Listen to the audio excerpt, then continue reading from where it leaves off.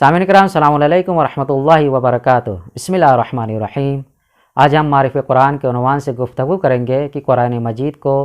قرآن کیوں کہا جاتا ہے۔ یوں تو دیکھا جائے تو خداوند متعال کی آسمانی کتابوں میں سے بھیجی ہوئی آخری کتاب کو قرآن مجید کہا جاتا ہے۔ قرآن مجید اس کتاب کو کہا جاتا ہے کہ خداوند متعال کی ذات والا نے ہمارے اور آپ کے آخری نبی حضرت محمد مصطفیٰ صلی اللہ علیہ وآلہ وسلم کے قلب مبارک پر نازل کیا۔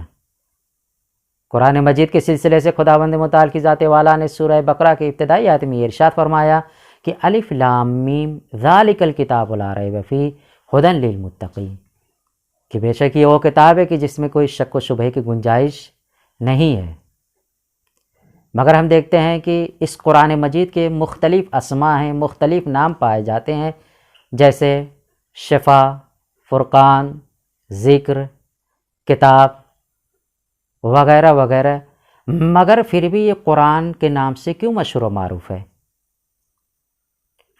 تو مفسرین کرام نے یہ بیان کیا ہے کہ قرآن مجید کو قرآن اس وجہ سے کہا جاتا ہے کہ قرآن قرأ سے یعنی قرأت کرنے سے لیا گیا ہے، کہ جس کے معنی ہیں پڑھنے کے ہوتے ہیں، یعنی قرآن مجید ایسی کتاب ہے جسے کثرت کے ساتھ پڑھا جاتا ہے، اس وجہ سے اسے قرآن کہا جانے لگا۔ دوسری وجہ یہ بیان کی ہے کہ قرآن مجید قرن سے لیا گیا ہے۔ قرن کے معنی ایک دوسرے سے ملنے کے ہوتے ہیں، پیوند کے ہوتے ہیں، ضمیمے کے ہوتے ہیں، اور چونکہ اس قرآن مجید میں آیتیں ایک دوسرے سے ملی ہوئی ہیں، صورتیں ایک دوسرے سے ملی ہوئی ہیں، اس وجہ سے اسے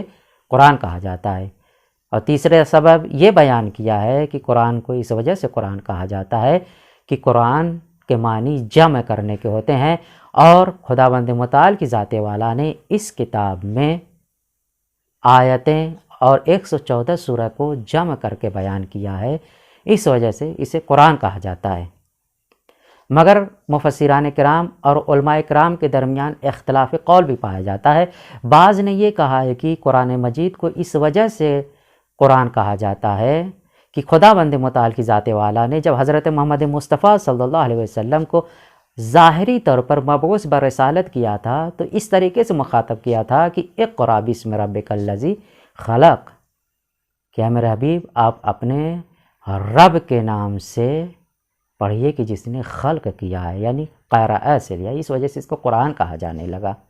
قرأت سے لیا گیا، اس وجہ سے اس کو قرآن کہا جانے لگا۔ بعض نے کہا کہ اس وجہ سے اسے قرآن کہا جاتا ہے کہ خداوند متعال کی ذات والا نے جبریل امین کے ذریعے سے حضرت محمد مصطفیٰ صلی اللہ علیہ وآلہ وسلم کے سامنے قرأت کی تھی، پڑھا تھا، اس کی تلاوت کی تھی، اس وجہ سے اسے قرآن کہا جاتا ہے۔ بعض نے یہ علت بیان کی کہ قرآن مجید کو اس وجہ سے قرآن کہا جاتا ہے کہ خداوند متعال کی ذات والا نے خود اپنے اس نورانی کلام کو قرآن کے ذریعے سے کہہ کر مخاطب کیا ہے،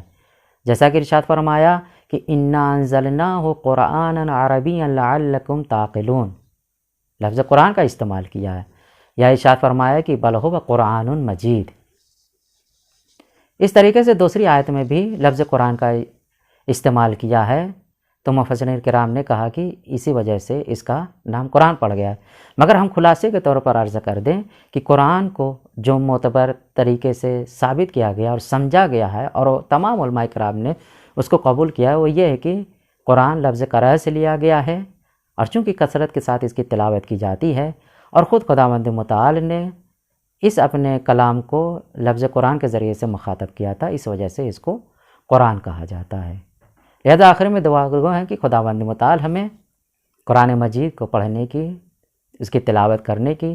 توفیق عنایت کرے، اور اس میں غور و خوض فکر کرنے کی بھی توفیق عنایت کرے۔ وآخر دعوانا الحمد للہ رب العالمین۔